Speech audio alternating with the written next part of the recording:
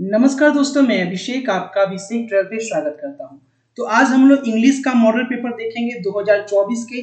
सारे क्वेश्चन यहां पे लेकर आ चुके हैं, जिसमें आपके 100 क्वेश्चंस होंगे, लेकिन आपको आंसर करने हैं कितने 50 क्वेश्चन का। लेकिन यहाँ पे मैं सबका आपको आंसर बताने जा रहा हूँ 100 बाई 100 क्वेश्चन का। ठीक है, देख सकते हैं 100 क्वेश्चन होंगे, जिसमें आपको केवल 50 प्रश्नों की आंसर करने हैं और 50 नंबर का ऑब्जेक्टिव होगा। ठीक है, तो जो पहली बार क्लास में जुड़ रहे हैं, आपको बता दें क्लास जो है वो यहाँ पे डेली होती है। ठीक है, हिंदी और इंग्लिश जो है रात के 9 बजे डेली होती है। ठीक है, रात के 9 बजे। और बाकी जो सब्जेक्ट है वो शाम के 7 बजे होती रहती है। तो आप चैनल को सब्सक्राइब कर लेंगे और व्हाट्सएप ग्रुप टेलीग्राम से अगर नहीं जुड़े हुए हैं, ठीक है, अगर जुड़ना चाहते हैं व्हाट्सएप और टेलीग्राम से, तो आपको जो नंबर दिया गया है 9504510500, इस नंबर पे आप मुझे मैसेज करके आप मुझे बोल सकते हैं सर मुझे व्हाट्सएप पे जोड़ दीजिए, या जिनको टेलीग्राम में जुड़ना है वो मैसेज करेंगे सर मुझे टेलीग्राम में जोड़ दीजिए, तो आपको जोड़ दिया जाएगा। ठीक है, वैसे मैंने लिंक भी डिस्क्रिप्शन में दे रखा है, आप डायरेक्ट भी वहां पे जाके जुड़ सकते हैं। तो ये आज की क्लास शुरू करते हैं और बिल्कुल तैयार हो जाए। जो बच्चे फिजिक्स का मॉडल पेपर, केमिस्ट्री का और हिंदी का नहीं देखे हैं, आपको बता दें कि मैंने फिजिक्स का मॉडल पेपर करा दिया है, केमिस्ट्री का भी शाम 7 बजे करवाया है, और हिंदी का मॉडल पेपर जो है वो भी करवा चुका हूँ। ठीक है, नहीं देखे हैं तो प्लेलिस्ट में आपको मिल जाएगा, प्लेलिस्ट में जाके देख लीजिएगा। ठीक है, या टेलीग्राम ग्रुप में अगर आप जुड़ रहे हैं तो टेलीग्राम ग्रुप में आपको पहले का जो भी क्लास हो चुका है आपको टेलीग्राम ग्रुप में मिल जाता है। ठीक है, तो टेलीग्राम ग्रुप से आप जुड़ सकते हैं। तो आइए आज की क्लास यहाँ पे मैं शुरू करता हूँ। सही बच्चे, जितने बच्चे जुड़ रहे हैं फटाफट तरीके शेयर कर दीजिए, और आपसे रिक्वेस्ट है कि आप पूरी क्लास जरूर कंप्लीट कीजिएगा, ताकि आपको पूरा फायदा पहुंच सके और एग्जाम में आपके एक भी क्वेश्चन जो है वो छूटे नहीं, क्योंकि यहीं से क्वेश्चन जो है वो डायरेक्ट आपके एग्जाम में पूछे जाएंगे, फाइनल एग्जाम जो कि 2024 फरवरी में होगा। ठीक है, तो आइए वो सारे क्वेश्चन आपको दे देते हैं, तो एक एक करके सारे क्वेश्चन समझिए और उसका आंसर भी मैं आपको बताते जा रहा हूं। तो बिल्कुल समझा के आंसर करना है। देखिए पहला क्वेश्चन क्या बोल रहा है। पहला क्वेश्चन है you must write to the principal. बोल रहा है इसे पैसिव वॉइस बनाना है आपको। सबसे पहले मस्ट लगा हुआ है, तो मस्ट का पैसिव वॉइस क्या होता है। मस्ट का जो पैसिव वॉइस होता है वो क्या हो जाता है, तो आपको पता है कि मस्ट का जो पैसिव वॉइस होता है वो मस्ट भी होता है ना। क्या होता है मस्ट का पैसिव वॉइस, जो मस्ट लगा हुआ है मस्ट का जो पैसिव वॉइस होगा वो क्या हो जाएगा, मस्ट भी हो जाएगा। यहाँ पे देखिए मस्ट भी कहाँ है, पहला में तो है नहीं, थर्ड में नहीं है, फोर में नहीं है, तो सिंपल सा हम किसके साथ जाएंगे, बी के साथ जाएंगे। बिल्कुल राइट आंसर है option number B, the principal must be written to. ठीक है, चलिए अगला सवाल देखेंगे। वैग्यू, वैग्यू का बोल रहा है उल्टा शब्द क्या होगा, एंटीनेम पूछ रहा है। ठीक है, एंटीनेम, विपरीतार्थ।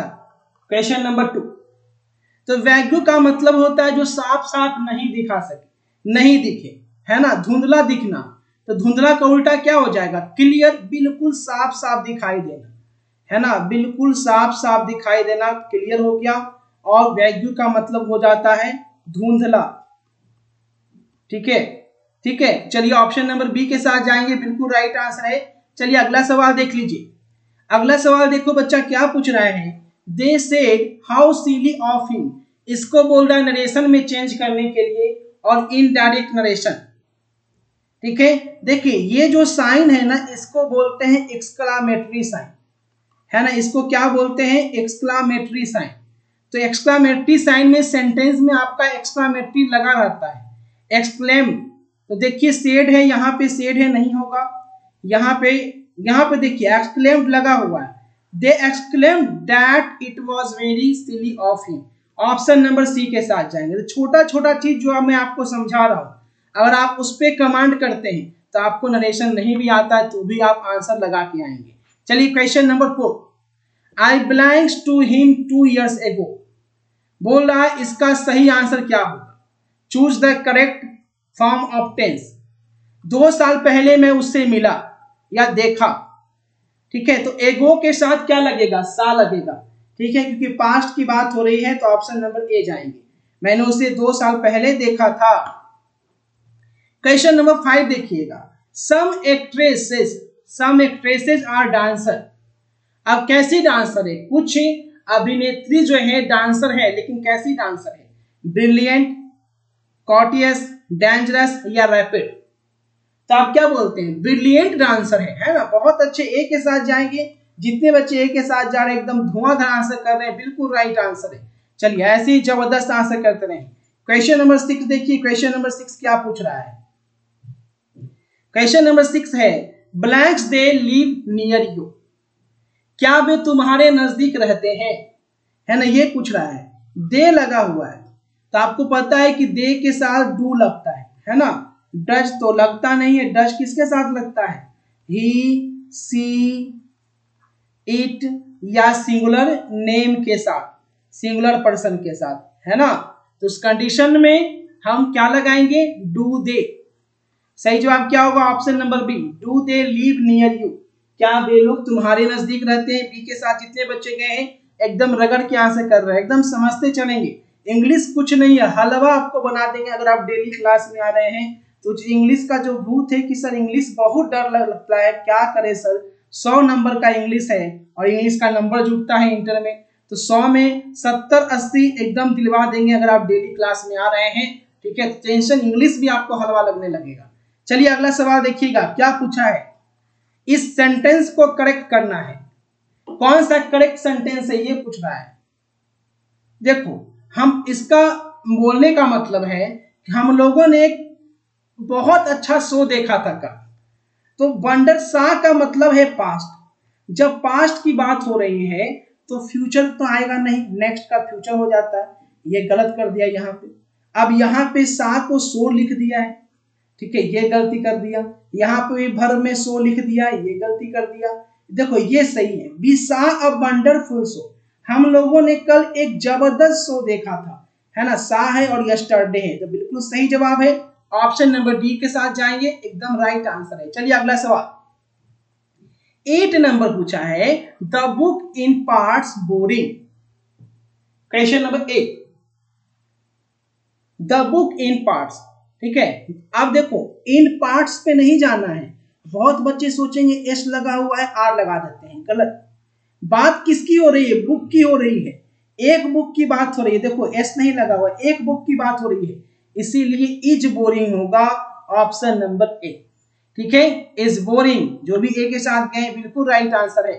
चलिए अगला सवाल 9 number, you have made all preparations the marriage. उसने शादी की सारी तैयारियां पूरी कर ली। सबसे बड़ी बात की प्रिपरेशन के साथ लगता क्या है? जैसे आप एग्जाम की तैयारी कर रहे हैं, you are preparing for the examination, तो प्रिपरेशन के साथ आपका कोर प्रीपोजिशन आता है, तो बी के साथ जाएंगे और गर्दा उड़ा देंगे। राइट आंसर क्या है? Option number B. चलिए अगला सवाल 10 number, where did blanks buy that dress. ठीक है, वह ड्रेस तुमने कहां से खरीदे हो भाई? ठीक है, ये ड्रेस बोला गया है कि तुम जो ये ड्रेस लिए हुए हो वो कहां से खरीदे हो। जबरदस्त ड्रेस है ना? इसका बोलने का मतलब है कि ये जो ड्रेस लिए भैया, वेयर डिड, ठीक है, कहां से खरीदे हैं। थोड़ा पतला कर लेते हैं, हाँ, वेयर डिड, तो क्या हो जाएगा? सब्जेक्ट चूजना है, तो हर तो सब्जेक्ट हो नहीं सकता है, ही सब्जेक्ट हो नहीं सकता है, सब्जेक्ट क्या होगा? C, option number D. Where did she buy that dress, ठीक है, वह उस ड्रेस को कहां से खरीदी। क्लियर है? चलिए अगला सवाल देखते हैं कि अगला सवाल क्या पूछा है। Question number 11, I would appreciate blanks from you. मैं तुमसे क्या सुनना चाहता हूं? तारीफ।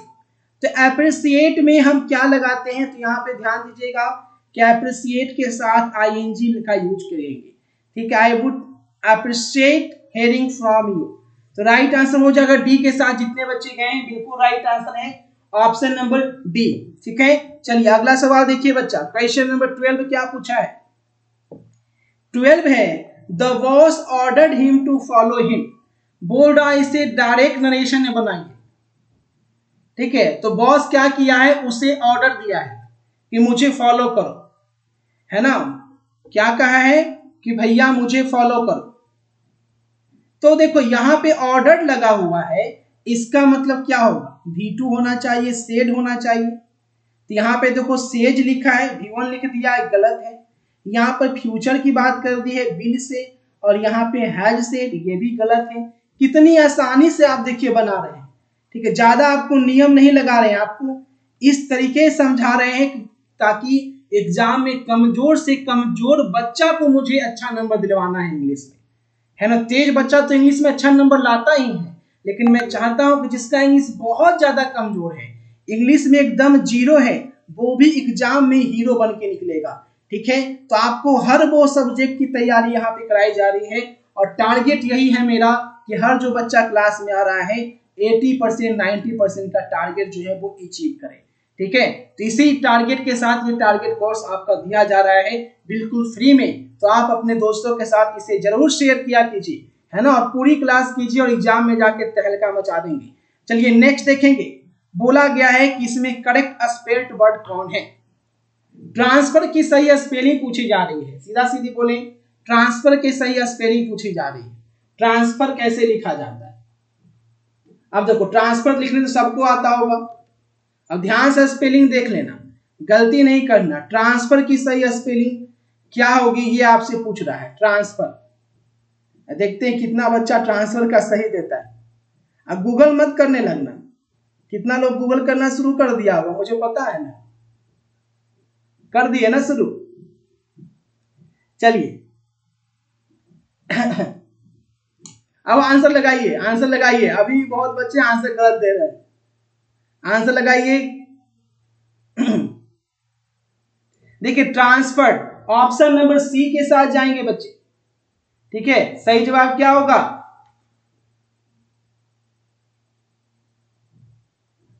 चलिए आंसर लगाइए।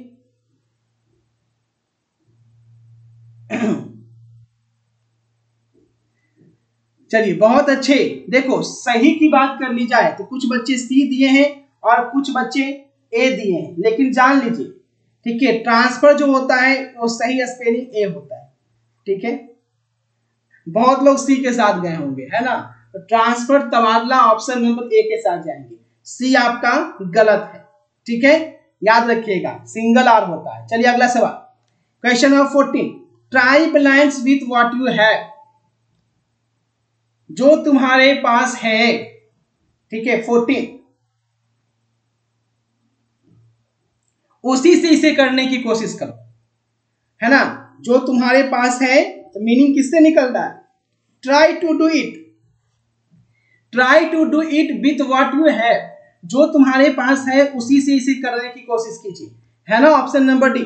चलिए अगला सवाल, I often suffer from वैकी।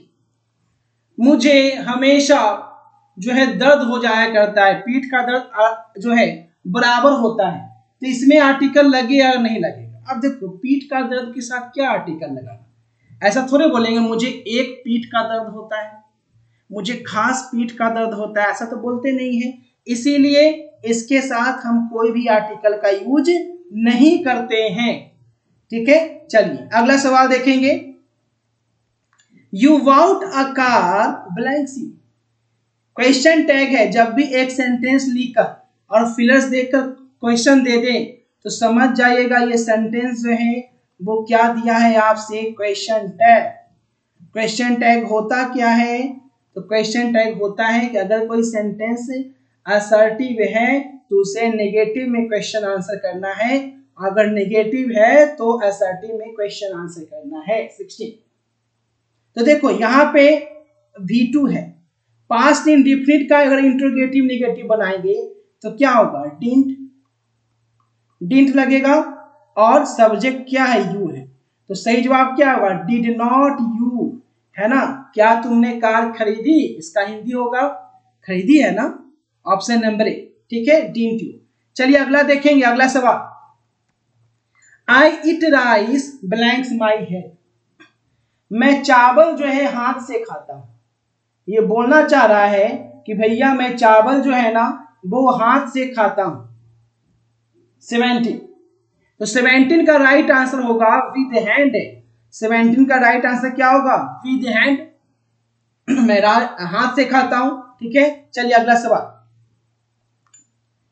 18 I want a blanks higher studies, मैं आगे की पढ़ाई के लिए लोन लेना चाहता हूं। लोन जो बैंक से लोन लेते हैं, तो लोन की सही स्पेलिंग कौन सी है? लोन की सही स्पेलिंग है LOAN, है ना। तो कौन सा लोन हो गया? बी के साथ जितने बच्चे गए हैं एकदम धुआंधार आंसर किए हैं, ऑप्शन नंबर बी बिल्कुल सही है। नेक्स्ट देखिएगा, करेक्ट सेंटेंस, वह अपने पापा के पास खड़ा था, ठीक है, ये पूछ रहा है 19 का सही स्पेलिंग, यानी पापा के सामने खड़ा था। तो सामने को हम क्या बोलते हैं? इन फ्रंट ऑफ बोलते हैं, राइट नहीं बोलते हैं, है ना। सामने को क्या बोलते हैं? इन फ्रंट ऑफ। देखिए राइट ऑफ बोला गया है, ठीक है। वो अपने पापा के सामने खड़ा था, he was standing in front of his father. Option number C, ठीक है, राइट आंसर होगा ऑप्शन नंबर सी। चलिए अगला सवाल देखेंगे 20 को बोल रहा है कि इसका उल्टा क्या होगा? 20 देखो, इसका मतलब होता है बंजर, है ना। साहिल का मतलब होता है बंजर, तो इसका उल्टा क्या होगा? उपजाऊ। वैसी जमीन जो उपजाऊ हो, तो उपजाऊ का स्पेलिंग होता है फर्टाइल। फर्टाइल सही जवाब क्या होगा? ऑप्शन नंबर टी, याद कर लीजिएगा, ठीक है। दोनों का हिंदी आपको बता दिए। नेक्स्ट देखिएगा, उल्टा शब्द पूछ रहा था कि इसका उल्टा क्या होता है। जिसका मतलब बंजर होता है, तो इसका उल्टा क्या होगा? उपजाऊ। तो इंग्लिश में उसे फर्टाइल बोलते हैं। नेक्स्ट देखेंगे, डिड सी सी, क्या वह देख ली? अब किसको देख ली? हम लोगों को या उन लोगों को या उसे? अब बड़ी बात है कि आपको यहां पे लगाना है क्या? ऑब्जेक्ट फॉर्म लगाना है। ऑब्जेक्ट फॉर्म लगाना है ना। तो दे तो ऑब्जेक्ट हो नहीं सकता है, देयर भी ऑब्जेक्ट नहीं होता है, ऑब्जेक्ट क्या होता है? देम होता है। अब आ गई हिज भी ऑब्जेक्ट नहीं होता है, ऑब्जेक्ट क्या होता है? हिम होता है। तो इस कंडीशन में राइट आंसर है अस।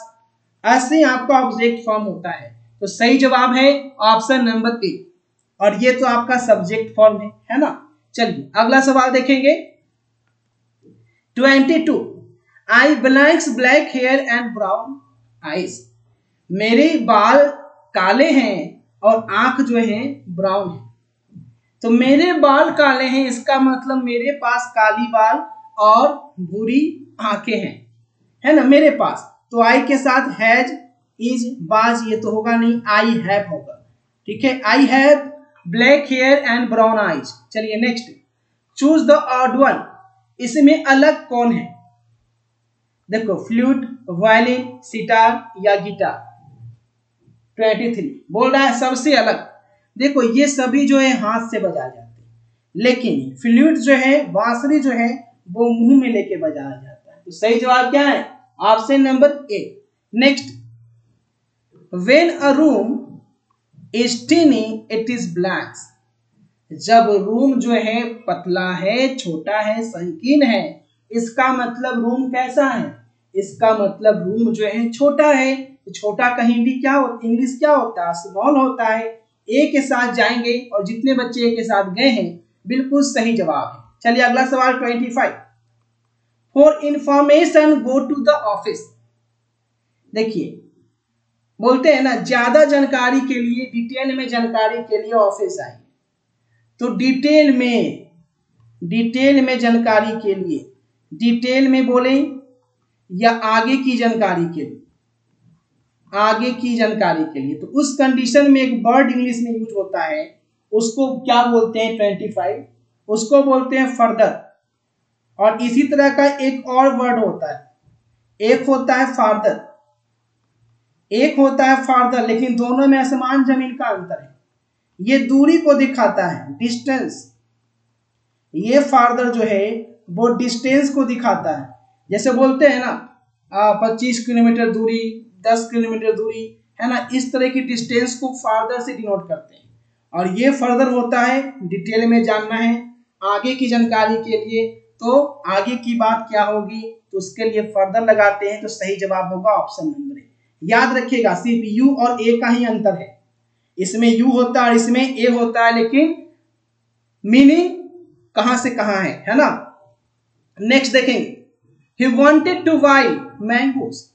वो आम खरीदना चाहता था।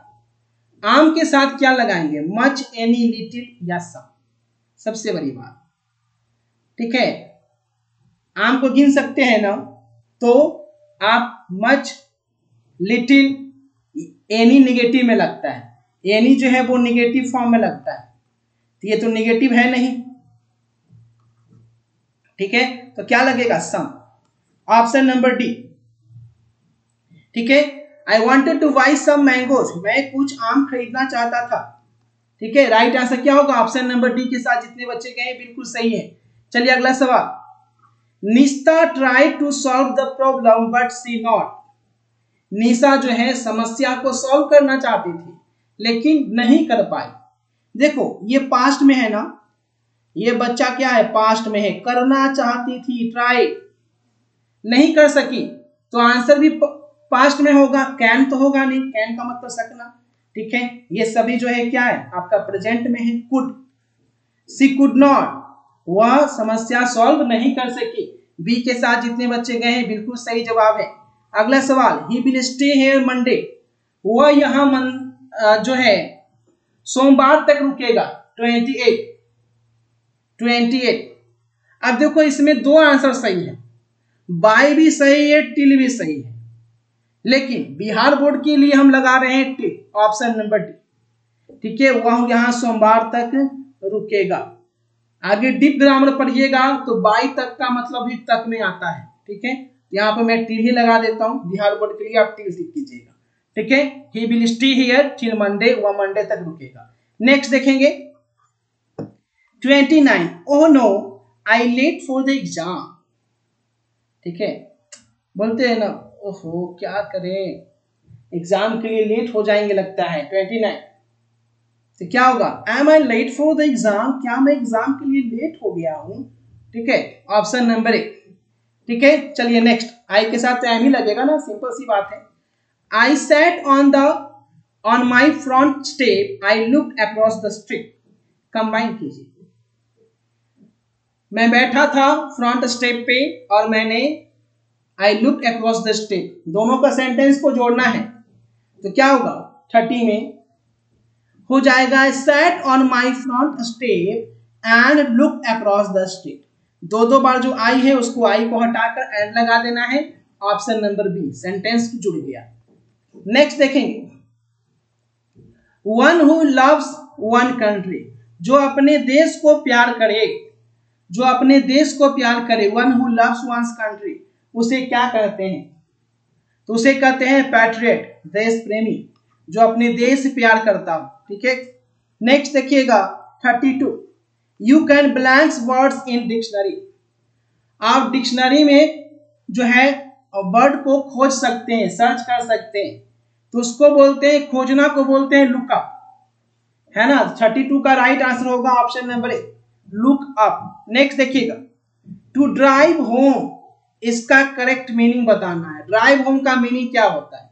एक फ्रेज है एक तरह का, ठीक है, एक तरह का फ्रेज है और इसका मतलब होता है टू एम्फेसाइज। तो 33 का राइट आंसर हो जाएगा ऑप्शन नंबर डी। नेक्स्ट देखेंगे करेक्ट स्पेलिंग, सर्वेंट की स्पेलिंग पूछी गई है 34 में कि सर्वेंट की स्पेलिंग क्या होती है? नौकर।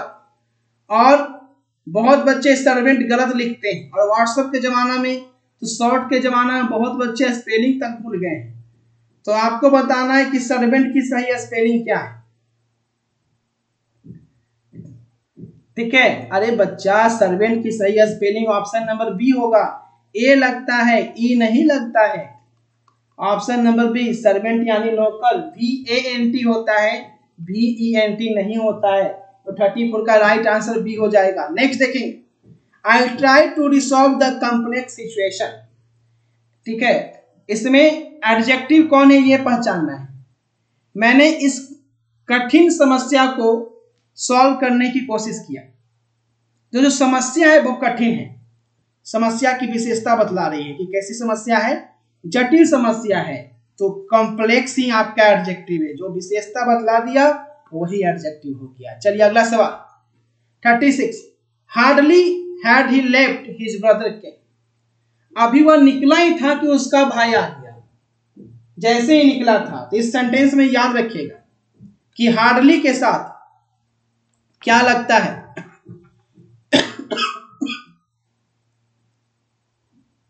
ठीक है, तो वेन होगा, ठीक है। Hardly had he left when his brother केम, ठीक है, सही जवाब है ऑप्शन नंबर सी। नेक्स्ट देखेंगे अगला सवाल, क्वेश्चन नंबर 37। 37 है we should blank the plane now, है ना। क्वेश्चन नंबर 37, हमें प्लेन को बोर्ड करना है, ठीक है। तो सही जवाब होगा बोर्ड की सही स्पेलिंग ऑप्शन नंबर बी के साथ जाएंगे, बिल्कुल राइट आंसर है। नेक्स्ट देखेंगे रेक्टिफाई का समानार्थक पूछा गया है, इसका मतलब रेक्टिफाई का मीनिंग क्या होता है। तो रेक्टिफाई का मीनिंग होता है सुधार करना, बोलते हैं इसको रेक्टिफाई करो, इसका मतलब क्या करो, सुधार करो। तो सुधार करो का क्या होगा, टू करेक्ट। जो भी डी के साथ गए बच्चे बिल्कुल सही है। चलिए नेक्स्ट देखेंगे सिंपैथेटिक। सिंपैथेटिक का उल्टा पूछ रहा है 39 में, उल्टा।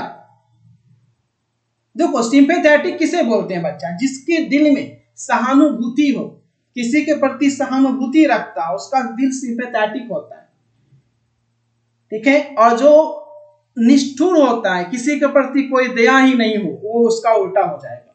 तो सिंपैथेटिक मतलब हो गया एक तरह से दिल वाला, ठीक है। और उसका उल्टा हो गया इनसेंसिटिव, इसका मतलब पत्थर दिल वाला, ठीक है।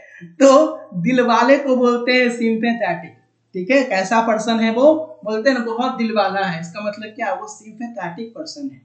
और जो पत्थर दिल का है उसको बोलते हैं इनसेंसिटिव पर्सन है, इसको कोई फर्क नहीं पड़ता है, कुछ भी कर लो, है ना, हिलेगा डुलेगा नहीं। प्यार मोहब्बत में मत पहुंच जाना। चलिए question number 40, your friends for you for an hour. 1 घंटे तक तुम्हारे दोस्त लोग क्या किए, तुम्हारी प्रतीक्षा की। 1 घंटे तक, पास्ट की बात हो रही है, 1 घंटे तक 40। तो सही जवाब क्या होगा, your friends waited for you, waited for you. बोलो सर वेटिंग क्यों नहीं हुआ, हेल्पिंग वर्ब नहीं है इसके साथ, हेल्पिंग वर्ब काश का ने गया हुआ इसीलिए नहीं हुआ, फ्यूचर में होगा नहीं, ठीक है। फ्यूचर के लिए विल भी होना चाहिए, सिर्फ बी नहीं होता है, ठीक है, इसीलिए गलत। और V1 इसमें होगा ही नहीं, ठीक है, क्योंकि ये प्लूरल है। समझ गए वेटेड क्यों हुआ। चलिए अगला सवाल नेक्स्ट देखेंगे, I blanks working all afternoon and have just finished the assignment, ठीक है, मैं सारा दिन काम कर रहा और अभी जस्ट जाके अपना असाइनमेंट जो है वो खत्म किया, ठीक है। तो दोनों देखिए, दोनों एक साथ हो रहा है, तो दोनों यहाँ पे प्रेजेंट की बात है, तो यहाँ पे भी प्रेजेंट होगा, ठीक है। Have been, I have been working all afternoon, मैं दोपहर में पूरे दिन काम कर रहा हूँ और अभी जाके काम मेरा खत्म हुआ है, ठीक है, असाइनमेंट का। चलिए अगला सवाल। और एक चीज असाइनमेंट से याद आया, जो बच्चे 90% का असाइनमेंट लेना चाहते हैं, 90% के एग्जाम में ताबड़तोड़ परफॉर्मेंस कर देना है सर, एक भी क्वेश्चन छोड़ के नहीं आना है, सब्जेक्टिव हो ऑब्जेक्टिव हो कुछ भी। अभी तक कुछ पढ़े नहीं पढ़े, कहीं भी पढ़े कोई मतलब नहीं है, गारंटी के साथ जो दिया जाएगा वही आएगा, जो दिया जाएगा वही आएगा 100%, ठीक है। तो वो असाइनमेंट की कुछ चार्जेज हैं, उसकी जानकारी आप 9504510500 पे व्हाट्सएप पे मैसेज करके ले सकते हैं, और ये असाइनमेंट जल्द से जल्द ले ले, ठीक है, क्योंकि यही जो असाइनमेंट है वो एग्जाम में आपको तहलका मचाने पे, गर्दा मचाने पे मजबूर कर देगा। आप नहीं भी चाहेंगे तो भी आपका 80% लाने से रोक नहीं सकता है, ठीक है। चलिए अगला सवाल, question number 42, there is a wall blanks the garden, there is a wall. अब देखिएगा बगीचे के चारों ओर क्या है, दीवार है, बगीचे के चारों ओर, तो क्या होगा, there is a wall around the garden, ठीक है। चलिए अगला सवाल, They usually spend their holiday in mountain, अधिकांशतः वो अपना छुट्टी का दिन हिमालय पर बिताते हैं, है ना, हिमालय पर बिताते हैं। आपको पता है कि आर्टिकल में माउंटेन के साथ हम द लगाते हैं, एन तो लगता नहीं है, सही जवाब होगा सी, जो भी बच्चे सी के साथ गए बिल्कुल राइट आंसर है। चलिए अगला सवाल, he made a clean breast of it during the last days of his life. देखिए बोल रहा है क्या, इसे बोल रहा है इस फ्रेज का मतलब बताइए। वह अपने अंतिम दिनों में, क्लीन ब्रेस्ट का मतलब होता है अपना दिल का बोझ हल्का करना। क्लीन ब्रेस्ट का मतलब क्या होता है, दिल के बोझ को हल्का करना, यानी कोई राज की बात छुपाए रखता है। पुरानी फिल्मों में देखते होंगे हीरो या कोई या किसी की मां मरने लगती थी तो बोलती थी, बच्चा एक बात मैं तुम्हें बता देती हूँ कि तुम्हारी माँ मैं नहीं हूँ, तुम्हारी माँ कोई और है ना। यानी मरते मरते वो दिल का बोझ जो है वो हल्का करके चली गई। तो समझ रहे हो इसका बोल रहा है, इसका मतलब क्या हुआ, इसका मतलब होता है 44 में इंग्लिश की बात कर ली जाए तो कन्फेस ऑनेस्टली, ईमानदारी पूर्वक जो गलतियां हैं जो आप छुपा के रखे थे उसे स्वीकार कर लेना। कन्फेस का मतलब होता है गलती या जो भी आपके अपराध है उसे बता देना ईमानदारी पूर्वक, उसे बोलते हैं क्लीन ब्रेस्ट। ठीक है, option number B. Next, one who does not believe in existence of God. वैसा व्यक्ति जो ईश्वर है इस बात में विश्वास नहीं रखता हो उसे क्या कहते हैं। वैसा व्यक्ति जो ईश्वर के अस्तित्व को नहीं मानता हो, कि हम नहीं मानते हैं ईश्वर को, उसे क्या कहते हैं, तो उसे क्या कहते हैं, हिंदी में नास्तिक कहते हैं, इंग्लिश में क्या कहते हैं 45 में, एथिस्ट। देखिए जो मानता हो, जो नहीं मानने वाले को पूछा जा रहा है, नहीं मानने वाले को क्या कहते हैं, एथिस्ट बोलते हैं, और जो मानता हो कि ईश्वर है उसे हम थीस्ट बोलते हैं। ठीक है, तो सही जवाब क्या होगा यहाँ पे, राइट आंसर हो जाएगा ऑप्शन नंबर सी, एथिस्ट, क्योंकि बोल रहा है नहीं मानने वाला। चलिए अगला सवाल, yesterday I blanks finish my geography project. कल मैंने अपना ज्योग्राफी प्रोजेक्ट को क्या किया, पूरा किया, खत्म किया। 46 सिंपल सी बात है, पास्ट की बात हो रही है, यस्टरडे पास्ट है। आपको बता दिए हैं कि जब किसी सेंटेंस में पास्ट की बात आए बच्चा तो आंसर भी पास्ट में होगा। तो पास्ट कौन सा है, ये तीनों पास्ट तो है नहीं, पास्ट यही दिख रहा है चारों दिशाओं में, तो जो दिख रहा है उसे पकड़कर आंसर लगाइए कि भैया आंसर तो तुम ही हो। नेक्स्ट देखेंगे 47। देखो इंग्लिश एकदम टेंशन फ्री होकर जैसे मैं पढ़ा रहा हूं, अगर आप पूरी रुचि के साथ पढ़ रहे हैं तो नो डाउट आप इंग्लिश में कमाल का नंबर लाएंगे। गारंटी के साथ बोल रहे हैं कि 70-80 मार्क्स जो आपके लाएंगे ही लाएंगे। आप बोलेंगे सर 70-80 क्यों बोल रहे हैं, 90 क्यों नहीं बोल रहे, तो कुछ मार्क्स 10 मार्क्स 5 मार्क्स तो राइटिंग पे भी मिलता है बच्चा। ठीक है, इस बात को समझिएगा। ठीक है, इसलिए 70-80 बोल रहा हूं। देखिए question number 47, he belongs to Agra tomorrow. वह आगरा, कल की बात है, वह कल आगरा जाएगा। टुमारो लगा हुआ है यानी फ्यूचर की बात हो रही है, तो फ्यूचर में ब्लेंड कहां से आएगा। ठीक है, अब बिल के साथ फ्यूचर में V2 तो होगा नहीं, बिल के साथ V1 होना चाहिए, और यहाँ पे बिल गो है सेल गो है, तो ही के साथ बिल लगता है, विशेष परिस्थिति में सेल लगता है, ऐसा नहीं कि नहीं लगता।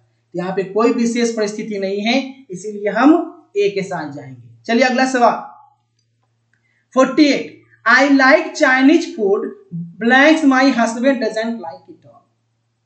मैं चाइनीज फूड पसंद करती हूँ, मैं करती हूँ क्यों बोल रहा हूँ, क्योंकि यहाँ पे लिखा है माई हस्बैंड, इसका मतलब लड़की बोल रही है सेंटेंस, लड़का का हस्बैंड तो होगा ही नहीं ना।